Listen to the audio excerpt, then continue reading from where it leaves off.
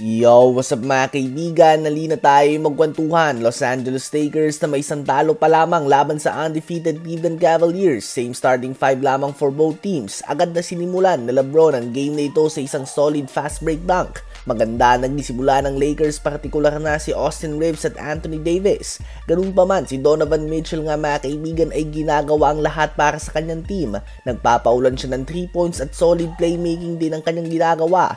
14 run ang ginawa ng Cavs sa loob lamang ng 4 na minuto dahilan upang makabuo kaagad sila ng double-digit lead. Nagpatuloy lamang ito at napapadami na din ng turnover ng Lakers. 17 of 22 sa field ang Cavs sa first quarter, that is 77% at 8 of 13 naman sa 3 points. At ang resulta nga nito ay meron na kaagad silang 19-point lead. Sa second quarter ay agad na nakapagtala ng double-double si Jarrett Allen. End of first half ay meron na nga siyang 18 points, 12 rebounds and 2 blocks on 8 of 9 shooting sa field, dominating Anthony Davis. 19-point lead din para sa Cavs, 67-48 sa halftime. 17 points, 5 assists na din kay Donovan Mitchell at 12 points each naman sa LeBron James at Anthony Davis. Sa third quarter ay si Caris LeVert naman ang nagiinit at tinatambakan na nga ang Lakers sa homecoming ni LeBron at Bronny sa Cleveland. 20 pa din ang lamang ng Cavs patungo sa fourth quarter kahit na may 26 points na si LeBron at 22 points si Davis. Sa fourth quarter ay konting minuto lamang nilaro ng mga starters dahil sa laki ng tambak at tuluyan na ngang umabante sa 5 wins and 0 losses record ang Cleveland Cavaliers at back-to-back losses naman para sa Los Angeles Lakers.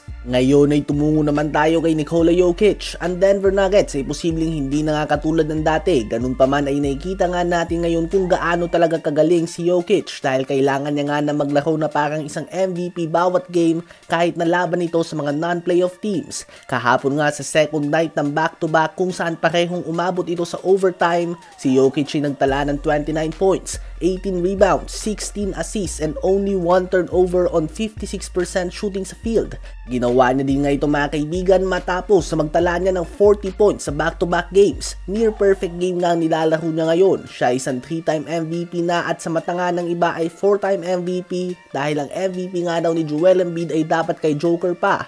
Well, ngayong season nga ay naglalaro siya na pang MVP pa din, averaging 31.5 points, 12.2 rebounds, and 9.2 assists per game on 58% shooting sa field.